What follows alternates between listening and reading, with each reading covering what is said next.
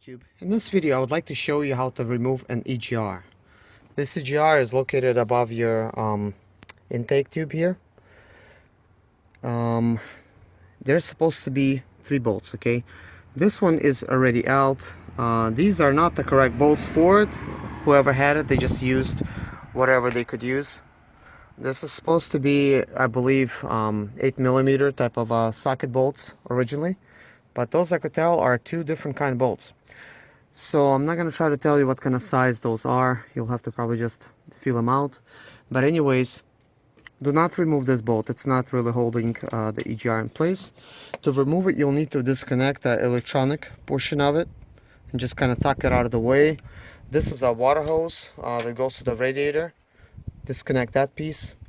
And of course those 3 bolts. I'm going to go ahead and disconnect them. Before I do so, once I disconnect, and some of these EGRs, they get really stuck on there, and you could actually mess them up by tapping on them with a hammer, because there's very fine pieces that's inside of this electronic EGR, and once you mess them up, it messes up the spring, and then it's not going to be working properly. It's going to be failing on you. I'm not sure if it's a good or a bad EGR on this vehicle, so I'm going to try to do best I can without damaging it. If I get lucky, it's going to come out pretty easy.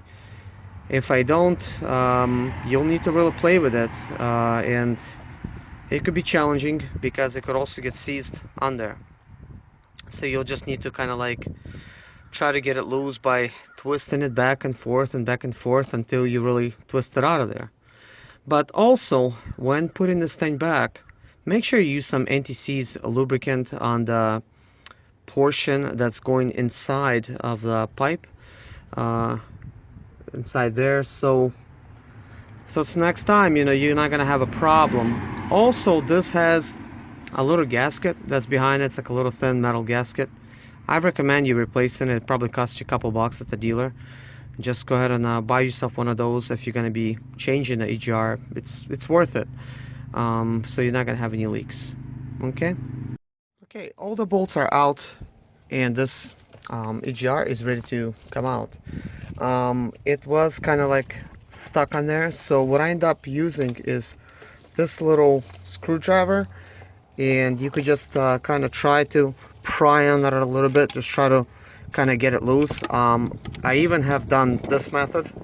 You'll probably just have to get a smaller type of screwdriver to try to work it out of there. So anyways, I'm gonna pause the video and try to get it out, and it should be okay. Okay, this is what I'm kind of like doing. I put a screwdriver in there and I'm just kind of like wobbling it back and forth to kind of try to get it loose. Now, whenever you first begin, don't try to do that because you could end up actually breaking this piece. Unless you're trying to really just, you don't care about breaking it because you're replacing it anyways, then it doesn't really matter. You could, you could put this in there, you could tap on it with a rubber mallet, or you could just stick it in here in the beginning. Over here it doesn't really want to move too well, but at least you could kind of get it loose to start working that out of there.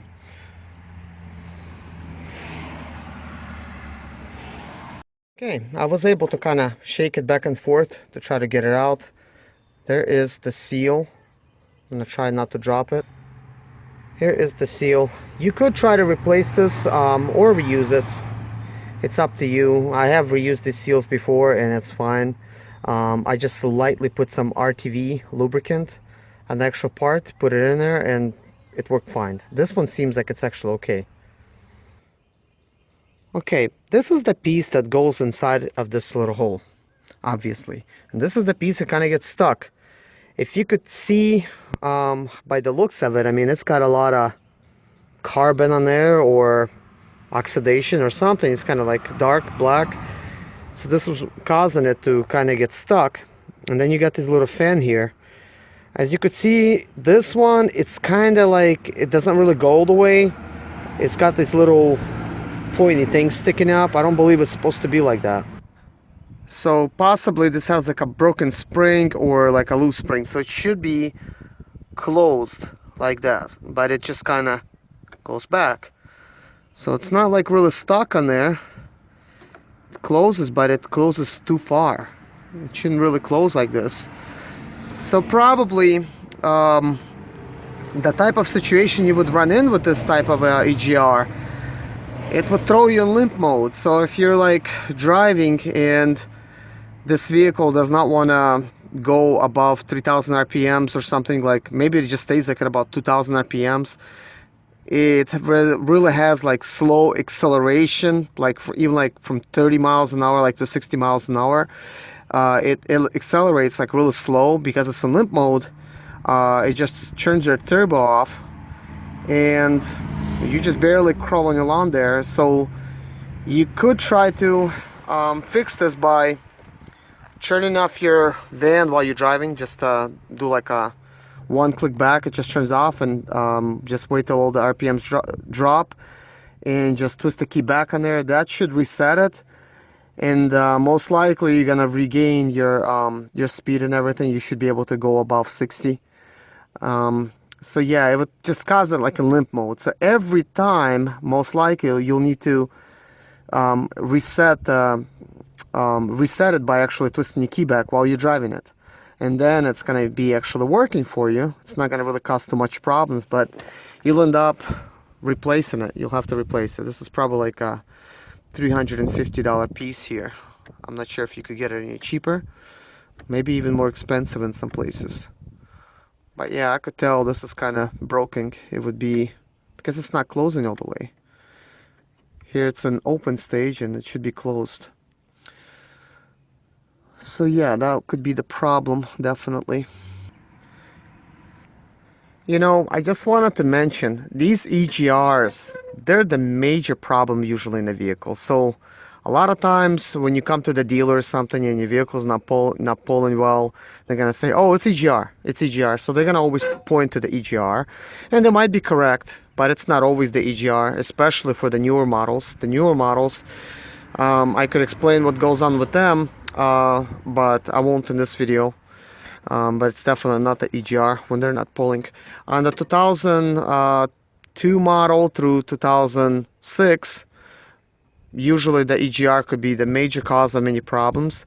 But 2003 and 2002, 2003, they're the same, and 2004, 5, and 6, they're the same. So they're actually, even though it's a 5-cylinder 2.7 liter diesel, they have a lot of different parts. The turbo's different, this EGR different, intake manifold, even the injectors are different. You cannot interchange them with 2003, 2002 model with 2004, 5, and 6. They're very, very different. So make sure you get in the right parts or they're not going to work. But anyways, if your vehicle's not pulling, it has to do a lot with the EGR. So just try to twist your key back when you're driving it, you know, to kind of like let it reset and see if it's going to come back. Usually it's going to come back, you know. So you'll just need to replace the EGR and put a new one in there. Most likely it's going to fix it for you. It's a very cheap part to try to, you know, do before replacing all the other stuff. Well, anyways, I hope you enjoyed this video. Please like and subscribe if you liked it. Come back and see more of my videos. Have a good day. Bye-bye.